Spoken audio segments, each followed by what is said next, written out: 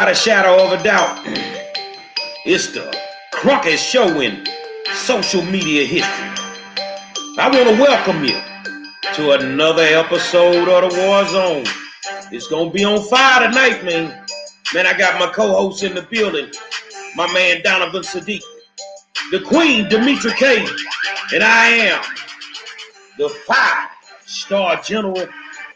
Say, man, Cube say they trying to hit us with no Vaseline. For the vote? Man, say it's time to get something for the vote, man. Man, I got love for Cube. Y'all ain't gonna hit us with no Vaseline on this election. I can promise you that. Say, man, we're gonna talk about it. Say, I want to welcome you to another episode of the War Zone and tell you thank you. You are without a shadow of a doubt the best audience in the world, and we could not do this without you guys on a daily basis. Just a quick note of what's going on. You know, in the city of Houston today, the kids went back to school. And the goddamn hub ain't work. You know, virtual learning go on today. How you gonna pull that off with 209,000 kids using the same Wi-Fi? Man, we got problems with 3 people in the house using the same Wi-Fi, let alone 209,000. But as usual, HISD dropped the ball. So you parents that have faith in the Houston Independent School District, I want to remind you of something they said last year. They had a few hiccups on the first day with the busing situation that went on all year. What you think gonna happen now? I'm trying to see how they gonna educate the special ed kids with the hub, especially the nonverbal kids. Y'all don't fall for the okie doke. Be on your child education. Demetri, what's going on? So hello, beautiful people. I hope you guys are having a fabulous Tuesday. I keep thinking it's Monday, but it's Tuesday. And so welcome to Tuesday night edition of the War Zone. And just really quickly, in the news, the Congress, if you will, they're still trying to pass some sort of a stimulus package to help the American people. But as we know, they have not come to an agreement at all. The Democrats want to issue about a $2.2 trillion stimulus package. The Republicans only want to do about $350 to $500 billion. They have scaled it down a lot. They're calling it the skinny stimulus package.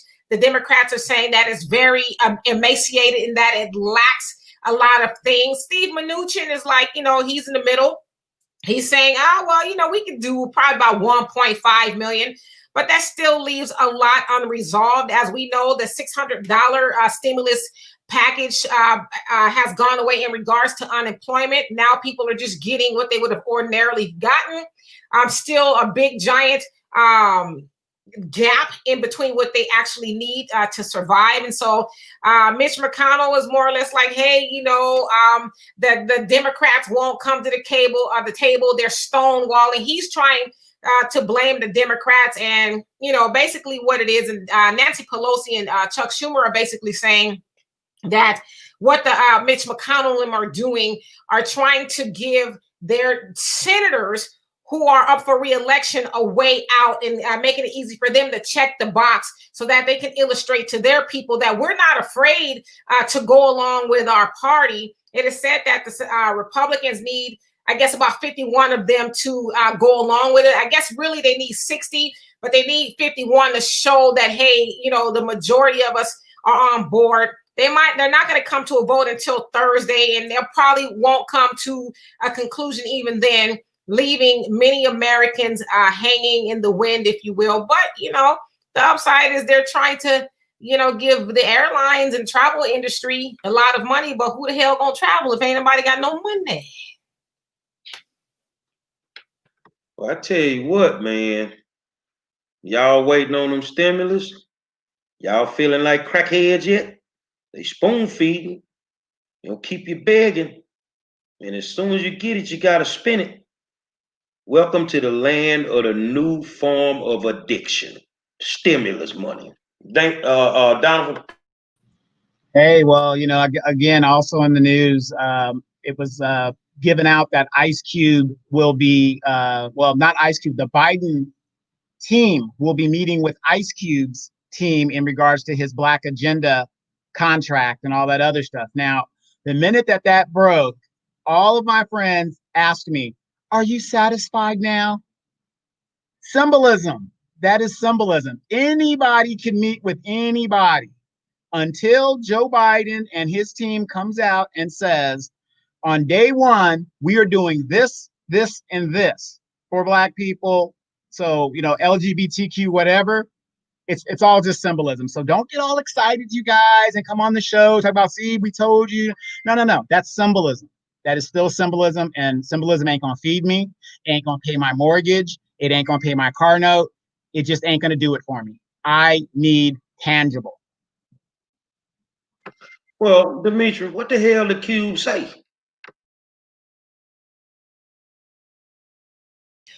You want to hear it? Here we go. Me, Ice Cube, here to talk to my Black folks. You know, I just want to be straight up because there's a lot of messages going out about this election.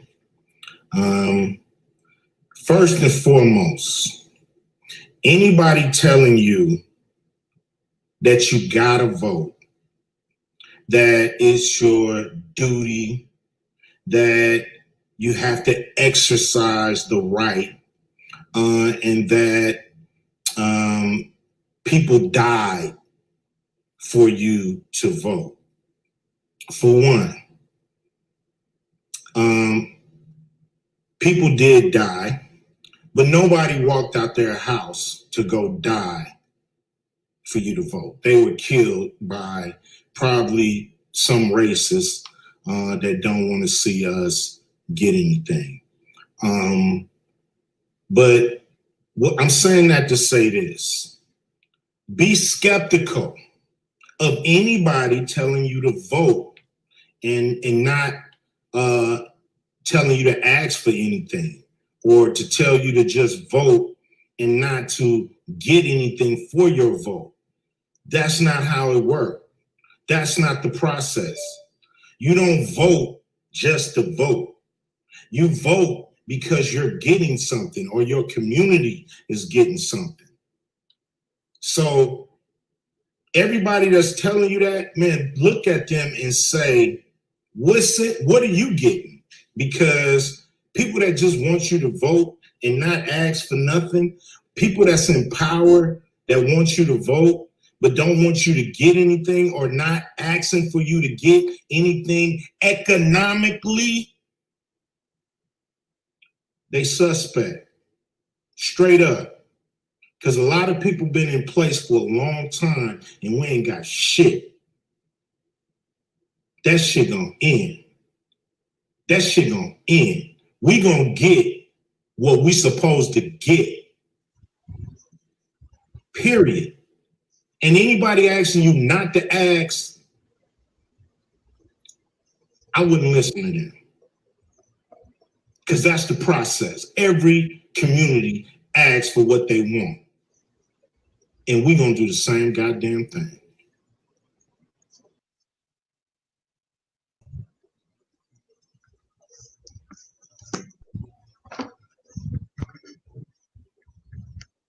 Period. Yes. Mic drop. Mic drop. Sounds familiar, doesn't it?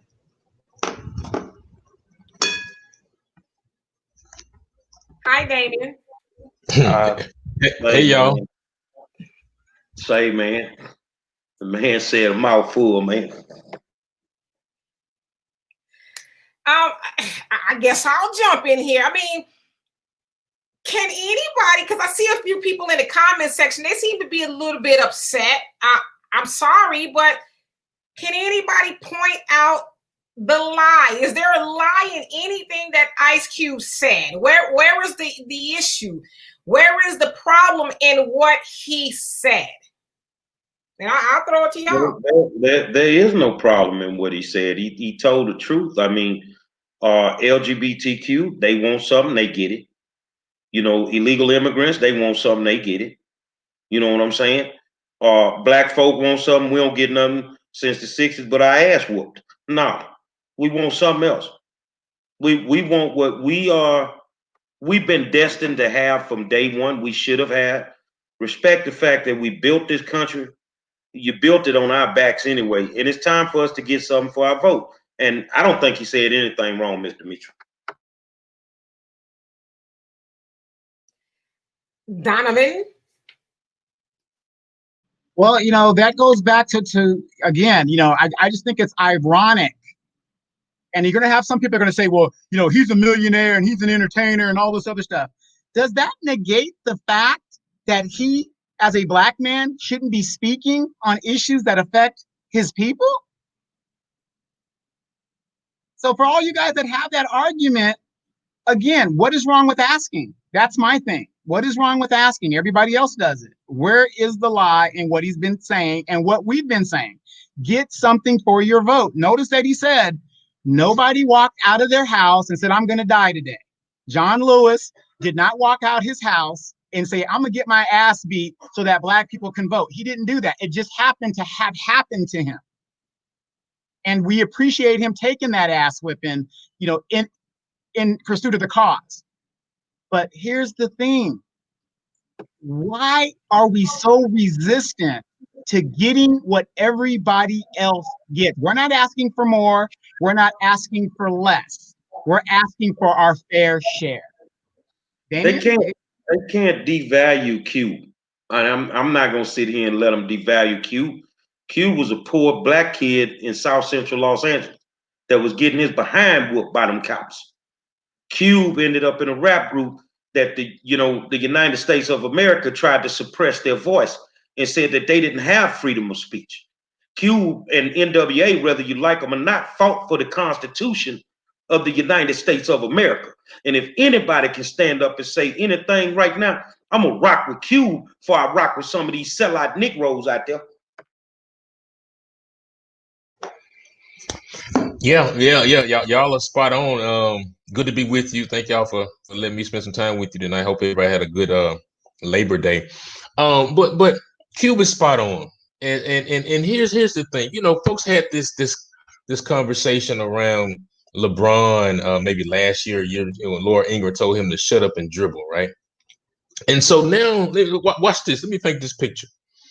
Now, when Cube makes this barbershop series, oh, this is a rapper that's evolving into a filmmaker, and this barber, everybody's going to watch the movies, and we support it. He's making so much money, right? Cool. We love Cube, right? Cube creates this Big Three basketball league, right? And we're so excited about it. Black man finding ways to create revenue, something that's different than the NBA, things of that nature, right? NWA movie comes out. We're all reminiscing to those days. And it's funny, the cry that we're having right now, a lot of folks are saying F the police. When NWA made a song about it many years ago, and Cube was on the front line screaming the social justice kind of rhetoric, F the police, right? And so now in this polarized moment where black folks are being demeaned and disrespected, not only in the streets, but by politicians, right? Disrespected by saying, but Joe Biden won't sit down with a respected journalist, but he'll sit down with Cardi B.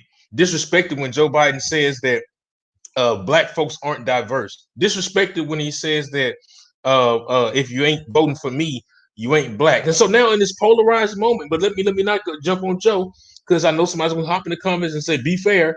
But Donald Trump the same way is saying, look at my African American over there. You know, look at some of the things that he's been saying about black folks, brown folks, demeaning people, dog whistle politics in certain communities and so forth. Speaking to suburban white women, saying we're not going to put low income housing in neighborhoods. Yeah, it's on both sides. So now the same Cube that we've been lifting up, now he's moving and again lifting his voice and saying, listen, folks, two bad choices.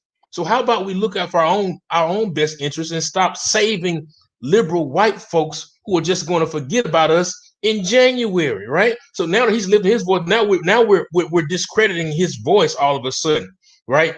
Oh, he doesn't know what he's talking about. Cube is spot on. people. How long are you going to continue to be disrespected? Well, I hear the conversation that says, well, let's get them in first, then we can hold them accountable. No. The best time to hold somebody as accountable is when they're fighting to get what it is that they want from you. Once they get it, then they're listen, as men, right? We fight hard when we're courting a woman, right? We're trying to get with her. We're gonna do all those little things. We're gonna court. We're gonna make the phone call. We're gonna do all those little things, right? But then once we have that good night and we get what it is that we want, those phone calls stop. We stop texting late at night. We don't go bring the food. We don't I'm just checking on you. We don't send flowers anymore because we got what we wanted, right? So this is the same thing with Democrats, right?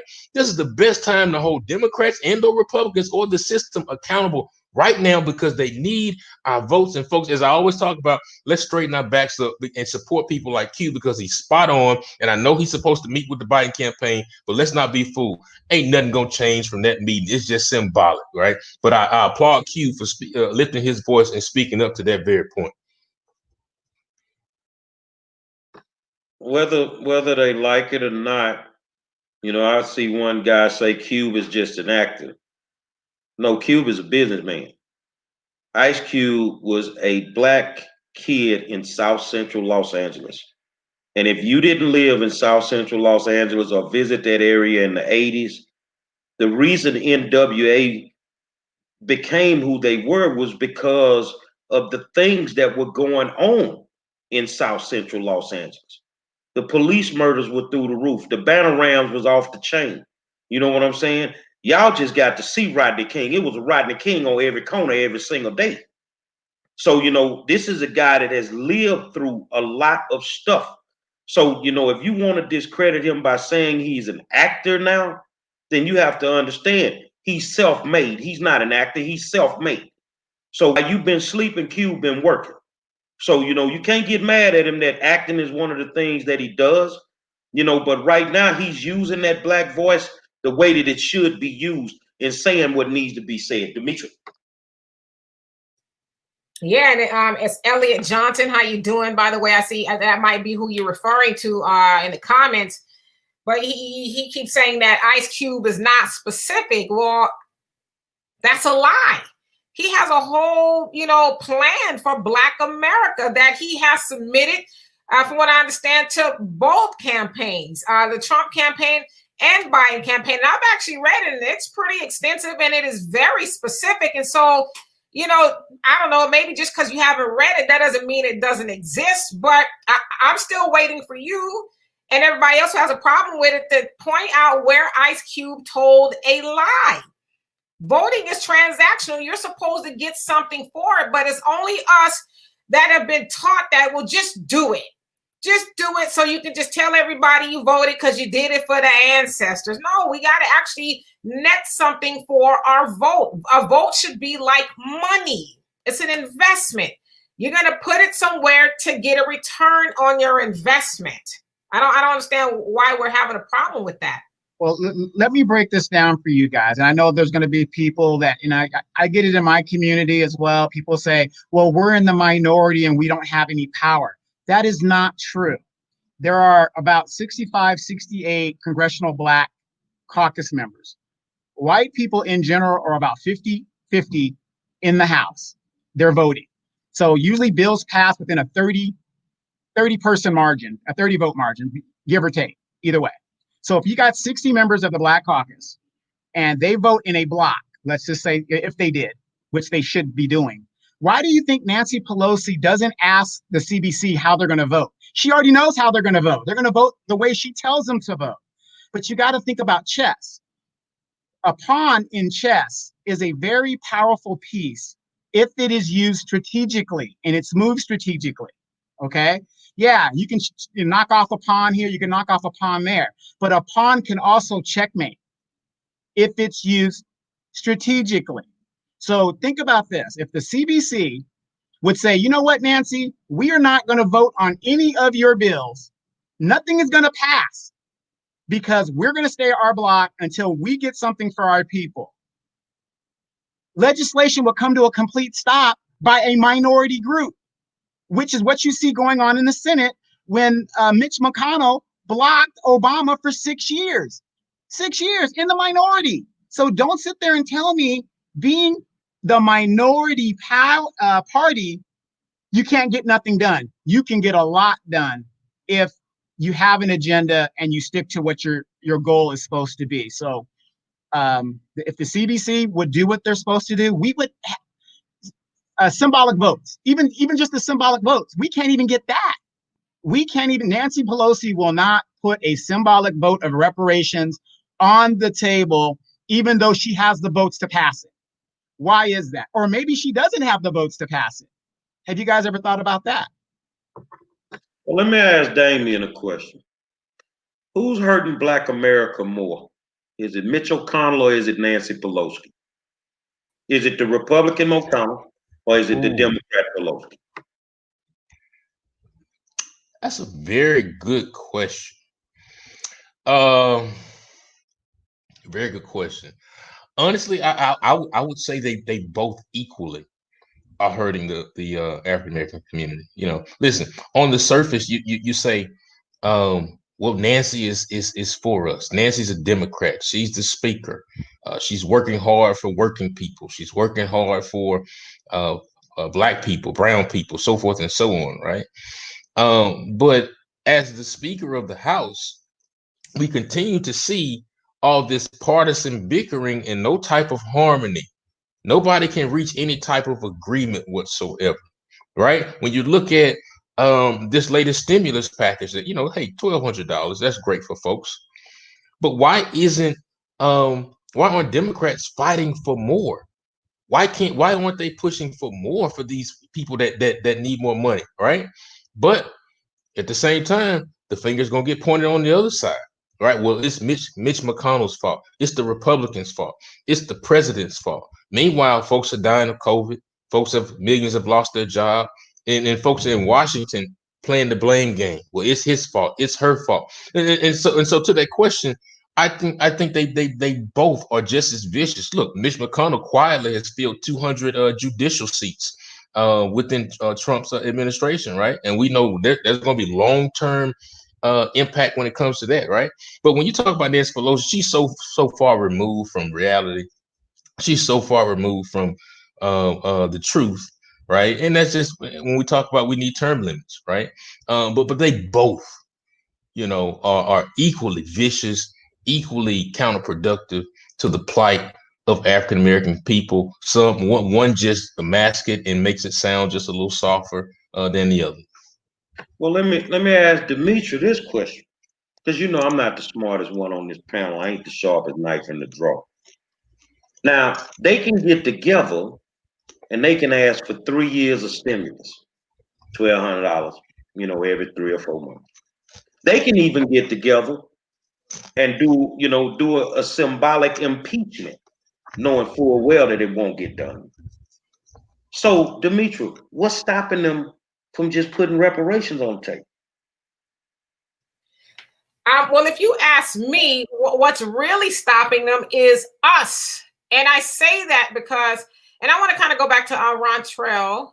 He made a comment saying that we are all over the place. We don't have any unity. And I largely agree with that. But we often have unity in the things that aren't going to get us anything. Dr. Claude Anderson says we are the only race of people that vote as a block against our better interests. And so we are predominantly Democrats, but we have gotten nothing to do that. Now, if we as Black people would get on the same page and say something like, I know it's unpopular, I'm going to hold my vote until one of these suckers give us reparations or, something for it, then I think they will move on that faster. But we won't get on the same page as that. You got some people saying it ain't gonna happen. Oh, well, we need to pull ourselves up by the bootstraps, and we just need to get Trump out of office. Oh, we'll hold him accountable, Joe Biden. So it's like we're not on the same page. So I think it's us. Now, ultimately, we know they don't want to give it to us, but they've given it to everybody else who, as Dr. Muhammad was on here last Saturday, he says there is no politics without an economy or economics. We don't have anything backing up the stuff we want. We got to vote, but we don't have money behind it. We don't have unity behind our vote to actually get us something. So I say, ultimately, I think it's us that's a roadblock to us getting reparations. So Donovan, I'm gonna hit you now. I get what you're saying, Demetri, but I come from Third Ward, Texas, and my daddy taught me a closed mouth don't get fed. So if you don't never ask for it, how you know they ain't gonna just give it to us? They ain't even tried to get it. So my question is, Donovan, once again, I'm not the smartest person on this panel. It sounds like some bullshit going on to me. That what it sounds like to me. I think that the motherfuckers won't ask for it because they the ones that don't want us to have it. You know what? After all of these years, I'm 50 years old. After all of these years, looking at the parties and looking at the excuse after excuse, I mean, I've been hearing this since I was a young man about, well, not right now. We're going to get it down the road. I'm 50 years old now. What other excuse can you have? You have the house. I don't understand. Even Black people, we love symbolism. We've proven that. We love it. Oh, Cardi B, and we're dancing. What's your boy? Roland Martin. We're buck dancing and doing all that other good stuff. With serious candidates, you're going to ask Hillary Clinton, can she wobble? I couldn't believe he said that, and did that. But since we love symbolism so much, give us the symbolism of reparations. Put the vote on the floor and let us see if Demetri's paranoid, if Donovan's paranoid, and if we are paranoid and it is the Democrats that is holding our votes, or is the Bidens that are holding our votes, show us that these people are all for us and say, yep, the Democrats wholeheartedly want to support reparations. But you know what I think it is?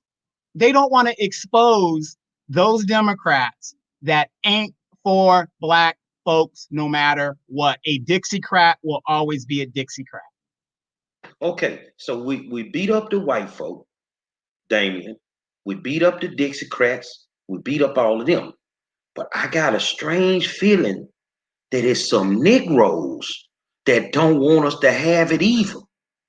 I think that they got some Black politicians that if it comes to the floor, they are going to expose it. Now, here's the thing. Now, I'm not crazy. I'm a little retarded some days, but I ain't crazy. Why I think that way, Damien?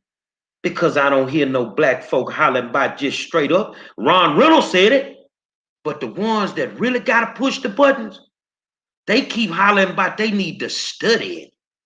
Well, all you need to do is go watch Django, Roots, go watch a Black documentary from the 60s, and then see how Black people were treated.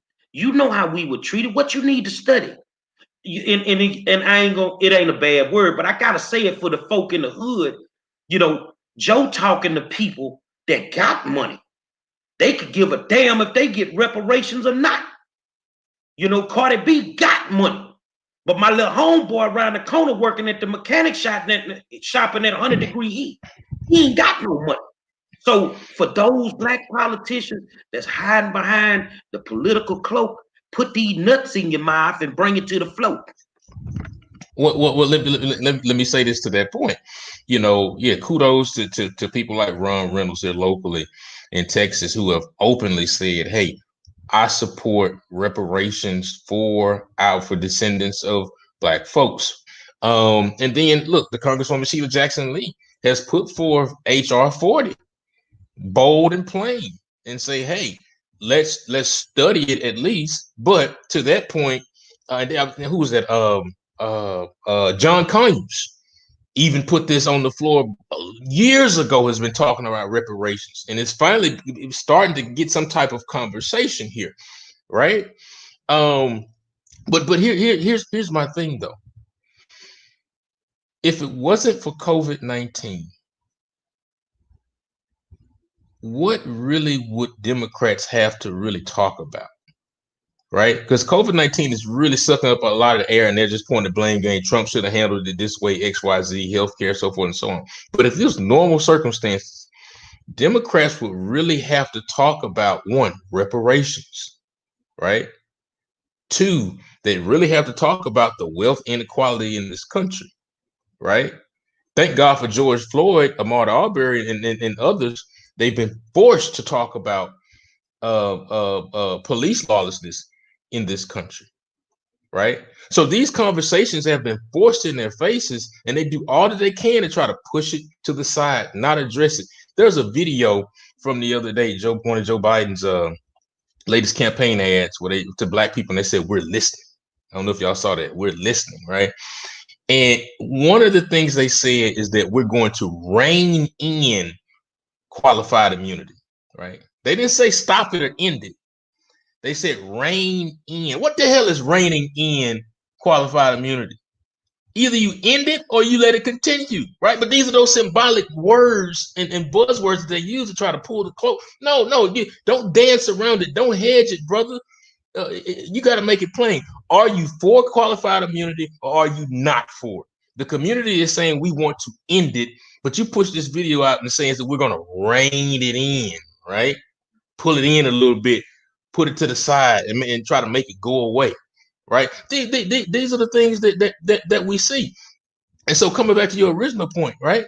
We got enough study. There's enough academic studies on reparations that's been for the last 20, 30 years. We know Ta-Nehisi Coates wrote a paper on it and gave you the numbers on it, and other academics have given you the numbers. We don't need more study. We know that black folks have been brutalized, demonized, traumatized, cast aside, stolen from, killed in this country. Write the check. We saw how fast those stimulus checks came out. So we know. I mean, we're talking about people that are now being arrested for PPP fraud. People getting $1 million, $2 million loans with fake businesses, right? If you can get $2 million for a fake business, by God, if you're an American citizen, you ought to be able to get your reparations in pronto. Let's stop kicking the can down the road. It's in front of us, right? And when we talk about getting something for your vote, hold these folks accountable and say, hey, where are you on reparations? When are we bringing this to a vote? When will our people be compensated for the trauma that they've seen, like other groups? Native Americans have land, reservations, so forth and so on. Our Jewish brothers and sisters have been compensated for the things that they saw. Meanwhile, black folks, what are we getting? So now, Demetri, I'm gonna hit you with something because I'm trying to learn from y'all tonight. I'm learning from y'all tonight. Do you consider the upper level black politicians who ain't pushing the button? Now, I could see Demetri up there as a congresswoman. I think she'd be fighting like crazy to get it.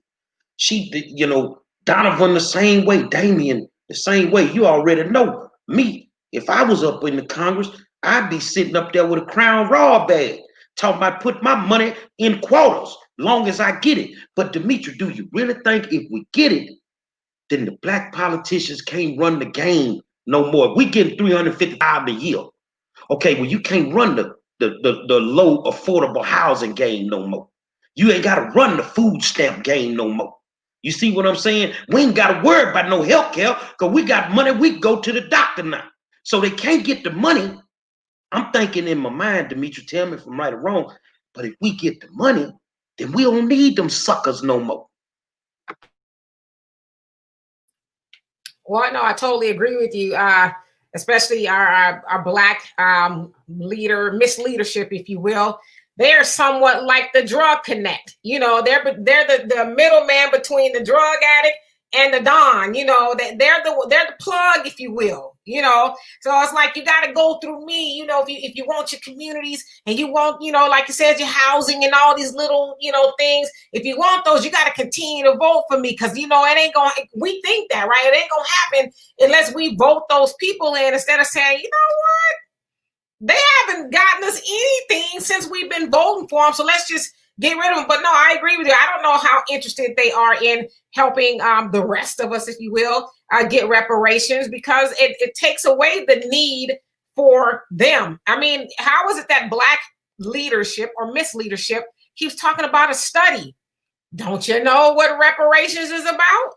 Don't you already know why we need it and what your people, like our people, have gone through? I mean, what is there to study? That's just really saying, listen, we never gonna get your reparations, but we're gonna put that carrot on the string and have you chase behind the carrot in hopes that one day you'll get it. That's all it is. It's just a bunch of bullcocker.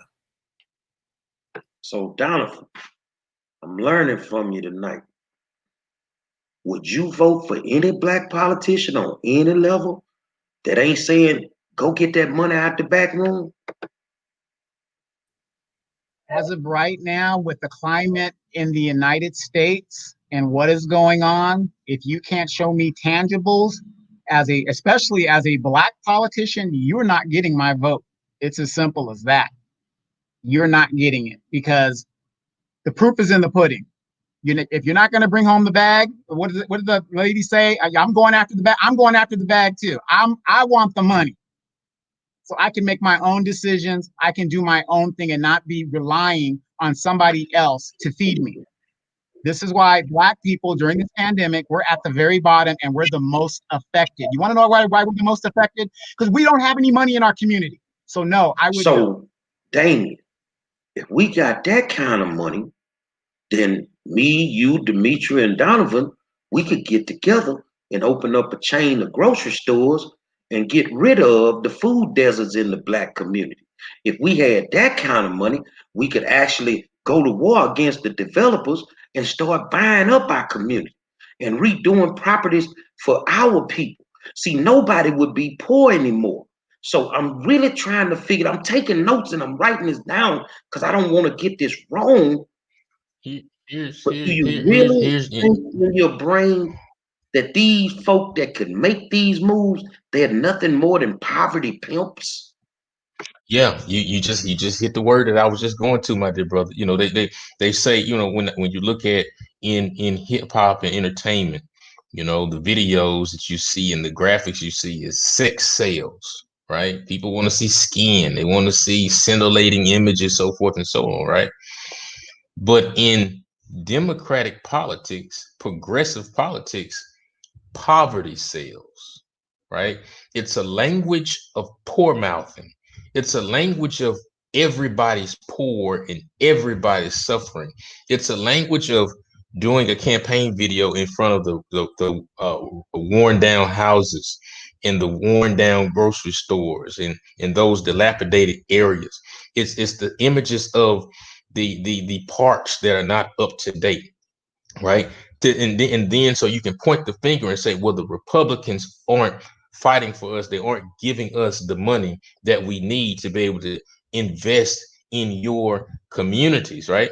But if you're an elected official, you have a lot of power, right? One thing I learned from talking with former Councilmember Dwight Boykins is that you can use private partnerships to raise money for your community. Go talk to a CEO at a bank. Go talk to other and say, hey, I need about $10 million for this community park. Maybe I can't get it through a vote publicly, but I need to raise money. If you invested in this community, let me get that so we can make sure our children are safe and have somewhere to play. Make sure our schools are safer and things, our roads are paved and things of that nature. But progressive democratic politics always talk about how black folks are so poor, right? And we just need that one leg up. And if you vote me in, we'll maybe get over the hump. And then here's what they do. Thanksgiving, they come bring you one turkey. Everybody just need that one turkey to survive. It's their last meal, right? And that's supposed to make you so happy. Oh, I love him or her. They are the best. They brought me a frozen turkey. You don't hear from them or see them again for the rest of the year until it's election time. And so you call it poverty pimp. I call it poverty sales. And so if everybody's poor, everybody's suffering, everybody needs a living wage, folks are working 2 jobs, all that kind of stuff. When they put these stories together, they go take the mother that's riding the bus with 3 kids to get to school with 3 jobs and all that kind of stuff, that's some people's situation. And I'm not making light of that, right? But that's how they make people try to feel sorry and say, well, Democrats are for working people. When you peel back the onion, both sides are playing the same game. The other side talks more about prosperity and lifting folks up, right? So it's just a back and forth game, and poverty sells on that progressive side.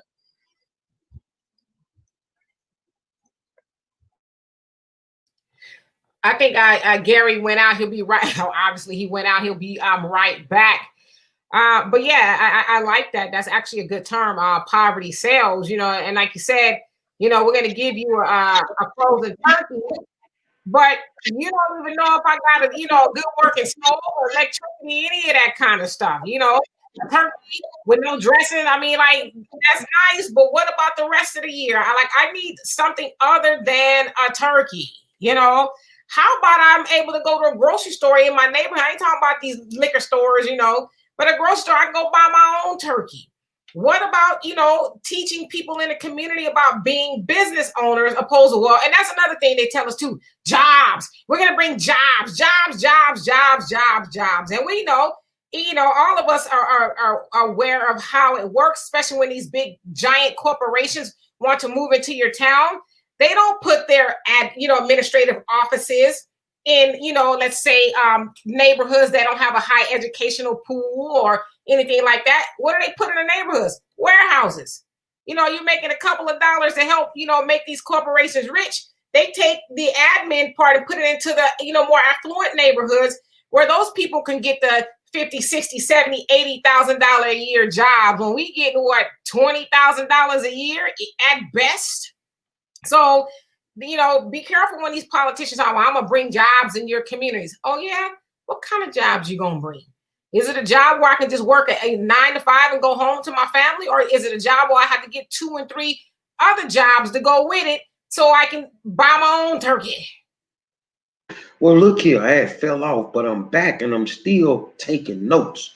So, I think that the Democrats, especially the black ones, are running the government on their side like Suge Knight ran Death Row Records. And if you don't do what they say you're going to do, they going to starve you and leave you out here. Donovan, what you think?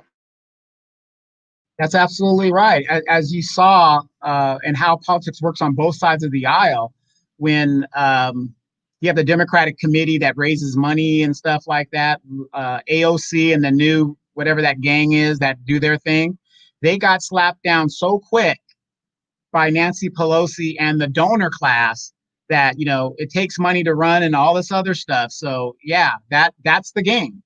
Without the money, you have a very hard time getting elected and reelected. But you got to remember, the donors for the Republicans are the same donors for the Democrats.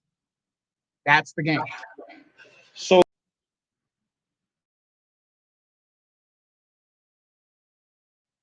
He'll be back. But that's basically the game of how it goes. So when you get in there and you don't have a lot of money, they will politically starve you based on that.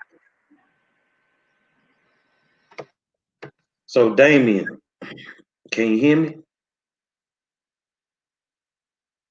I'm trying to make sure you can hear me. I hear you. Yeah, I can hear you, Doc.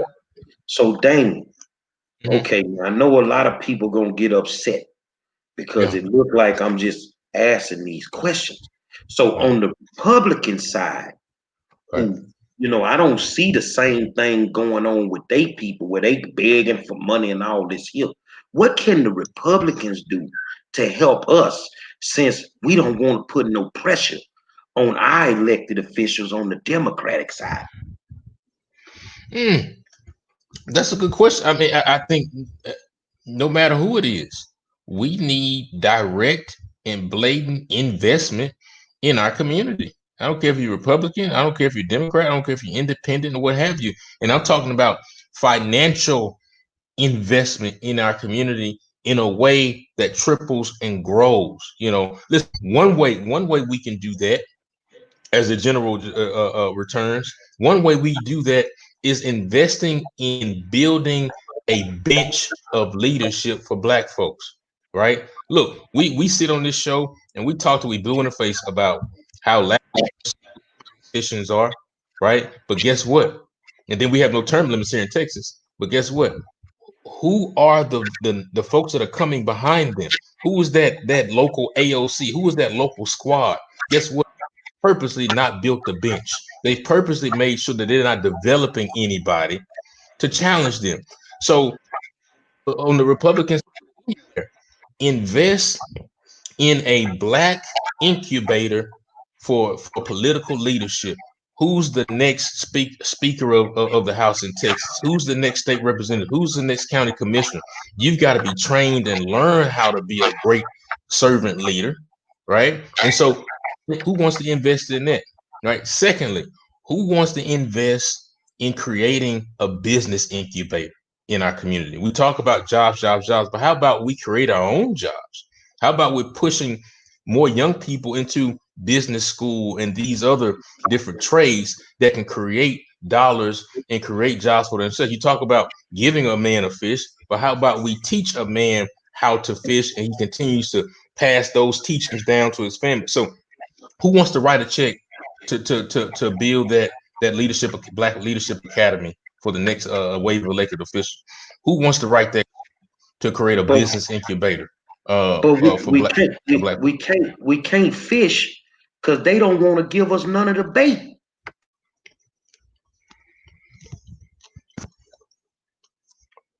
Listen, again, going back to Cube's point, I don't want to talk about nobody want to give us nothing, right? We sit around waiting on somebody to give us something. No, you position yourself and leverage yourself where it has to be put before you. Make yourself valuable in some type of way to make sure folks have to play ball with you.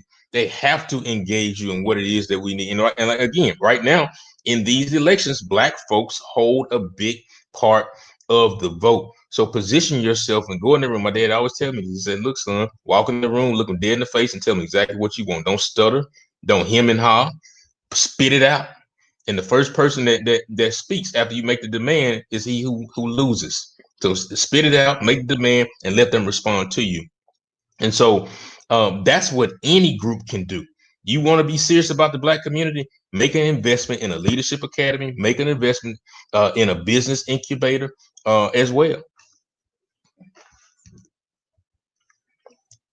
Well, I'll address Doisy and Sam. I'll address Sam. So he or she says, all you people on this panel do is discourage the vote with all your undocumented conspiracy theories at a time when we need a strong turnout to vote. You folks are discouraging the vote. Oh, Lord have mercy. Well, I don't know if we're necessarily discouraging the vote. I think we're trying to encourage you to get something for your vote. You see how we do that? I'm in public relations. I know how to spin stuff. We're trying to encourage you to get something for your vote. And between all four of us, we are highly educated. So the one thing that we are not going to do is get on here and just spew, conspiracy theories. With that, I mean, there's really no fun in that, I guess. I know that you don't always like what we're saying, but is what we're saying true? Get something for your vote. Like, why? Maybe it's me. Maybe it's Maybelline. I don't know. I don't understand why I'm having a hard time understanding why other people are having a hard time not understanding that concept. You wouldn't go into the grocery store, leave your money on the counter, and leave with no groceries, would you? I'm going to tell you why they like that, Demetri. Because these knuckles already got they 40 acres and a mule. They got a little house with a car in the front, and they think they done made it. They think they the Jeffersons. So they done forgot what it's like to be poor, struggling, barely got anything to eat. So they quick to want to say, oh, y'all trying to tear folk down. I can't tear nothing down that wasn't built up in the first place. Bottom line, these Negroes ain't did nothing for us in the last 60 years. And you want us to just sit here and act like this year we supposed to just, oh, well, I's be good nigga for massa and I's vote the way you tells me. Now, guess what? I done escaped the freedom. And I wants what I wants. I got my freedom papers. And that's what it is. Well, I have a question to the person that, and there's always a person that poses that question, and, and God bless them because, they're a Democrat or they're a Republican because their mama or daddy was, or they're a Methodist or they're a Baptist because their grandpappy was, and, it goes back generations. So, God bless them because they did, they just don't see any other way. But here's the thing. Have you guys noticed Every election for Black people, it's pivotal. If the Black vote doesn't come out, oh my God, it's the end of the world, and it's going to be worse for you guys. The Black vote is the deciding factor. If you don't vote, oh my God, it's going to be the end of the world. Every election cycle, the Black people have to put on our cape, play Captain Save-A-Ho, and we go and do what we got to do, right? Fine. We've been doing that for a very long time, in excess of almost 90 years, voting overwhelmingly Democratic. All I'm asking, and Demetrius asked, and the general definitely has asked, and I'm sure Damien, has asked the question. Like I said, we don't know. You guys tell us. 90 years of dedication. We get nothing? Not even a watch. Let me tell you this here. This whole voting process, Damien, Demetri, and Donovan, is like I've been trying to date this girl, and I know she got that wop, but I'm steady spending this money and going to the movies, buying flowers and candy, and she won't give me none of that wop. Well, guess what? I ain't spending no more money till you give me some. I ain't voting for you no more until you give me some. I want my wop out the Democratic Party because you've been hitting me like Cube say with no Vaseline for the longest. Let me just say this, and so Sam, Doisy, appreciate you watching. It's crazy how folks are so disappointed with the dialogue on this show, but they tune in and they watch and they comment. It's really, really weird. They must be getting something from it. But it's people like Sam. As I said last time I was on this show, we don't believe in ourselves enough to even think that we are worthy enough to stand in front of power and challenge the power, and to say 90 years, 100 years, whatever have you, of a revolving door of nothingness. And by golly, this time we want something. We want something. But there are people like Sam who don't have enough confidence in themselves to even challenge the power.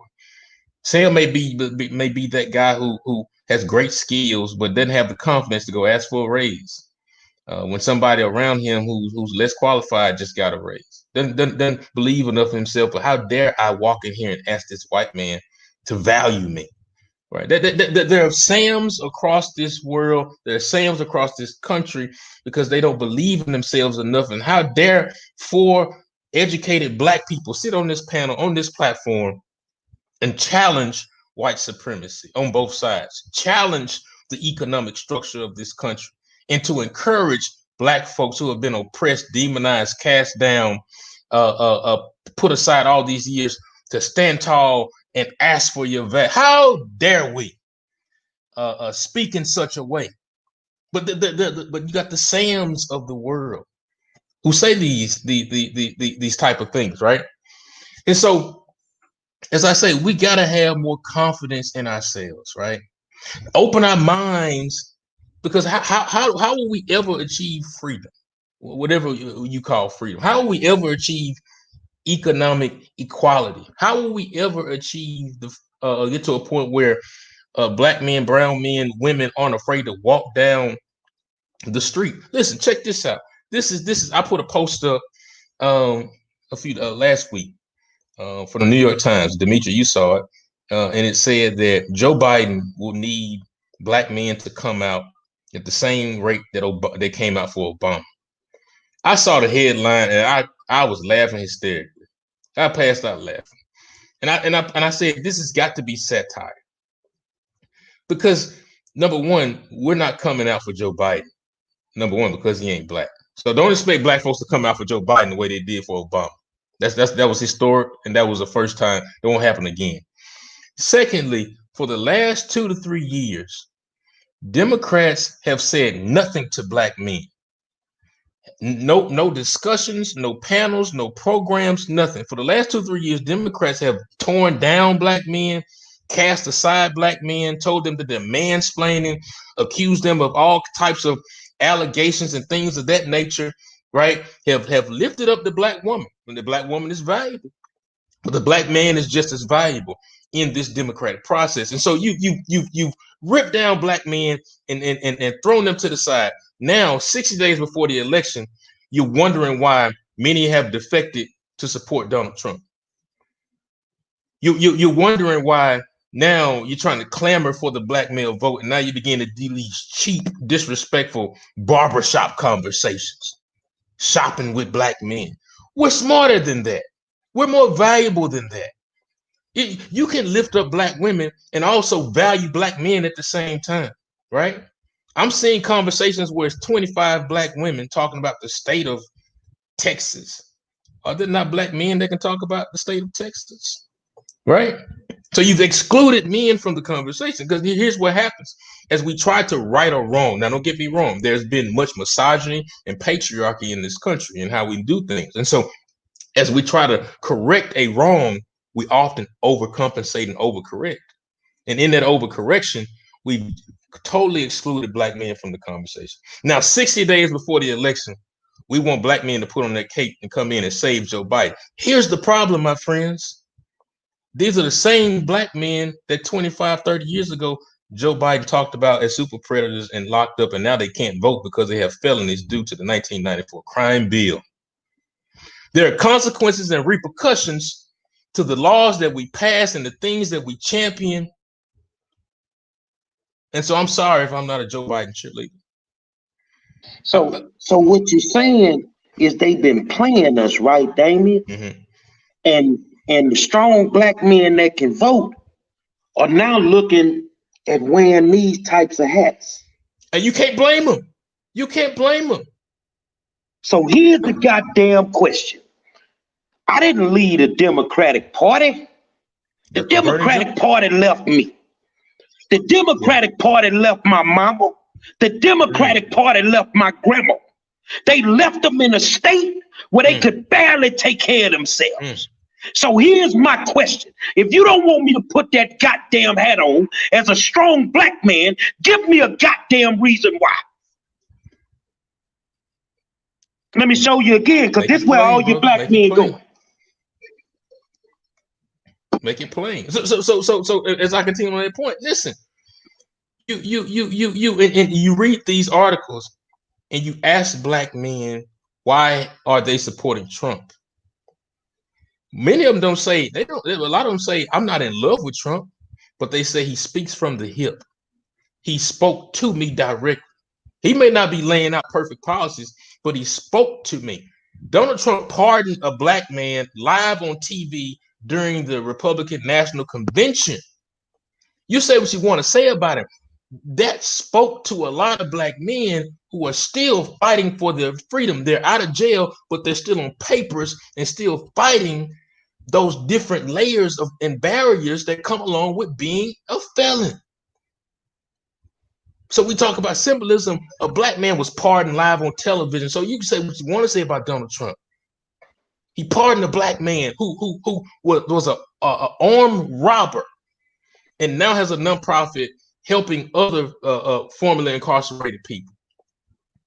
Right? But on the other hand, Democrats are asking black men now to vote for Joe Biden, who thought nothing of their worth, who said that I don't care how they grew up, I don't care about their conditions, I don't care if the war on drugs tore up their family and put their father in jail, I don't care if their father went to Vietnam and to cope, got on drugs and came back violent and messed up in the head and that ruined my family. I don't care. We want to lock them up, Joe said. Meanwhile, Donald Trump is pardoning black men live on television and then pardon the black woman, can't think of her name now, Miss Johnson or what have you, right? So these are the things. Yeah, Jack Johnson, then the other older lady. So these are the things, right? Alice Johnson. So listen, if you want to have a holistic a swath of support, you got to talk to everybody. You got to talk to black men and go get those messengers. And you should have started this as a political strategist. Before you run a campaign, you sit around. Donovan, you know this. Demetri, you know this. OG, you know this. You sit around the table first and you look at your pros, but more so you look at all your cons. What can go wrong? What are the negatives? What are people going to say, right? And so if you say black women are the backbone of the Democratic Party, you know they're going to be there, right? You go out and do a little campaign, you know they're going to be there. But your biggest negative, if you looked at Joe Biden, is going to be the 1994 crime bill. And so from a strategy standpoint, you should have been talking to black men when he announced. And now 2 years later, maybe the blow would have been softened enough. But you've ignored it. He still hasn't apologized in 60 days before this election. Now they want to say black men should come out in droves like we did for Obama. That's laughable. Don't disrespect our community in such a way. Black men, do what's best for you and your family. Well, whether he gave Claude Foster, y'all see the comment. Claude's a good guy, I know him. Do you believe in political redemption by Biden? No. Because snakes don't change. Bro, he's 70 a years snake old. Gonna always be a snake. That man 80 years old. He ain't changing. Please. No Man ain't redemption. finna change his ideologies, man.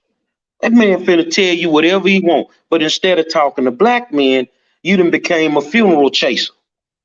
So now you want to show up at the black men that's murdered by the police, but yet you don't want to do nothing by qualified immunity. Make me think. Donovan?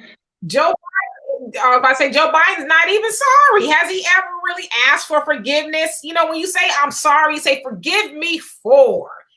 Forgive me for locking up black men, you know, making the difference between crack. He hasn't even asked for forgiveness. So, I mean, don't you need, in order to get redemption, you need to say I'm sorry? Well, here's another comment. They said that Trump pardoned all his friends. Well, I'm going to go locally down here in Houston for a second. Don't you got a black mayor that's letting all his friends violate the law? That's putting his friends in spots where they can make money? See, when you're in a position of power, that's the things that you can do. So you take care of your friends. So you're mad at Trump for taking care of his friends and they shine this big old spotlight on it. Clinton did the same thing. Bush did the same thing. Nixon did the same thing. Reagan did the same thing. We ain't talking about that. We talking about the people that can make a difference for the Democratic Party that are basically pushing people over to the Republican Party by their inability to do what we've elected them to do. Amen. I mean, think about this, you know, and I know we're getting ready to wrap up in a little bit, but here's the thing. If the Democratic Party really, really wanted to win this election, other than the apology and speaking to black men, where's their policy on student loan forgiveness? Where's their policy on, you know, the reparations? I mean, there's so many things that they can do that would have people voting for them. The UBI, I mean, anything they can do. They're not promising anything. What did he say? I am the status quo candidate. He picked a VP, black woman, that was overwhelmingly rejected during the primaries by black people and has a record of just horribleness toward other human beings. And I've termed this coin, this is the mass incarceration ticket. And they're doing this right in our faces and they expect our support. Now, a lot of you guys love the symbolism, you love the sound bites, and you know, and that's good and great. But if you love the symbolism and the sound bites, please, please tell me why you do not want the symbolism of a vote on the House floor that they have the votes to pass for reparations. Just put it on the floor, Nancy. Just put it on the floor. If you want my vote, that's how you would get my vote in the Democratic Party right now if we had a vote on reparations on the House floor. Man, y'all have taught me so much tonight. I can go back and study some things now. I think I get it. So, final thoughts, Damien. Boy, you are funny. This has been a great conversation. Again, thank y'all for having me. As we always talk about, and I always say this on the show, one, how we build our power is one by raising money and supporting a bench of black candidates. So I just dropped a link in the comments please donate 25, 50, whatever you have. Don't click that link toward the Urban Justice and Equity PAC, a PAC that I chair, to build a bench of Black political power here in the state of Texas. So please, please, please contribute in such a way. And listen, vote down ballot. If you don't like the choices that are for president, make sure you are voting down ballot for local, because all politics is local. Vote for your state representative. Vote for your state senator. Vote for city council, the judges in your area as well. Take a look at those. Don't listen. If you are disgusted by the presidential options, as many of us are, right? And then there's some independent, Jade Simmons, Angela Walker, and others. There are other options to look at. Vote what's best for you. Don't get caught in this group think. Be an independent thinker. Have confidence in yourself and look folks in the eye and ask for what it is that you want. If you vote for Biden, that's fair. Well, I respect it. If you're voting for Trump, that's fair. I respect it. If you're going to sit it out, that's fair. That is your right to do so. But be an informed and proud voter. But thank y'all for having me. Really appreciate it. Final thoughts, Donovan? Well, again, please donate to Damien's pot, whatever he's trying to do there. I'm going to share that link on my post out here in California. I know a lot of people look at the show and they say, oh, these guys don't know what they're talking about, whatever. But the revolution will not be televised. It will not be televised. Just because you don't see people doing things doesn't mean they aren't doing things behind the scenes. And I always say the definition of insanity is doing the same thing over and over again, expecting a different result. We're not here to tell you who to vote for. We're not telling you how to vote. We're telling you the most dangerous American citizen is an informed voter. That is the most dangerous person in the United States, believe it or not.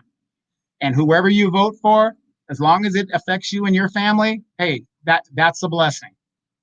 But always remember, fool me once, shame on you. Fool me twice, that's on me. Final thoughts, Ms. Demetra? And I also want to say too, if you guys like what you see here on the War Zone, visit the Cash App at $ War Zone Show, $ War Zone Show. Slow that down. Every little bit helps. No, absolutely. I'm with Ice Cube in that.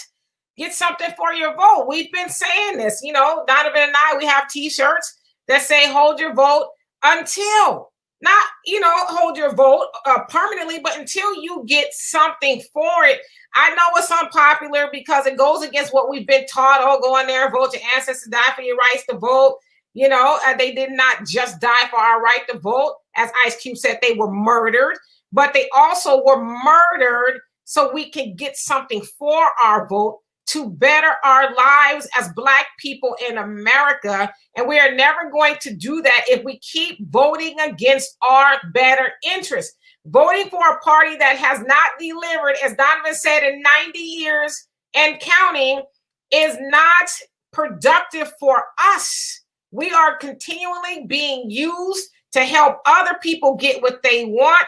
It is time for us to get what we want. Stop voting for oppression. My final thoughts will end with this comment from Angela Thompson. No vote is a vote for Trump. If you don't vote, you can't complain. Keep your mouth closed. That's a lie. I didn't vote for Obama. Did he win? I didn't vote neither one of those for him. Did he win?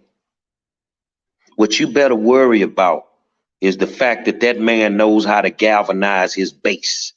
What you need to worry about is the fact that you can't straight ticket no more. What you need to worry about is these youngsters ain't feeling Biden. And more importantly, them Black men ain't feeling Biden either. So the thing is, vote for whoever you choose. You got a lot of good choices. Go down the ballot like Damien said, research your candidates. On like me down here, I put out a judicial slate and shook up the whole state of Texas with some of the people I voted for. But when asked why I chose those people for those seats, I could tell you exactly why, because I researched every single candidate.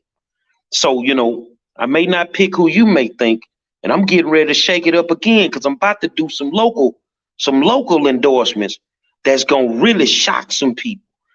Ain't no friends in this game. Like Dr. Muhammad say, it's just permanent interest. So I want to thank you. I think tomorrow, let's talk about this. Damien, if you're free, come hang out with us. Let's talk about the black females and who they want to vote for. Is it going to be Trump? Is it going to be Biden? Let's raise some hell, because we're going to raise hell all the way up until election day.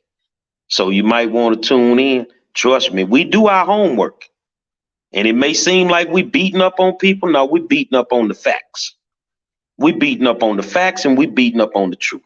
So if you don't want black men, strong, independent black men that own their own businesses, to put that hat on, that may have platforms that could mess some things up.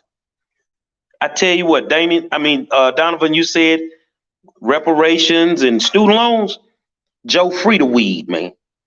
You can free the weed for my homies so they can smoke all the weed they want. I give it some consideration. Say, until tomorrow night, 7 o'clock, we the baddest on the planet, man. Our brother in the struggle, Damian Thaddeus Jones, thank you for tuning in with us. My good friend, Donovan Sadiq, the Queen Demetri K, and I am the 5-star general. Tomorrow night, don't make me put the goddamn hat on, because I ain't got no problem doing it, because I ain't scared of nobody. It is what it is. I want my money. Cube gonna have that discussion with Biden. Get my money. If not, I'm gonna holler at y'all, man. You and your Democratic partners. We'll holler at you, man.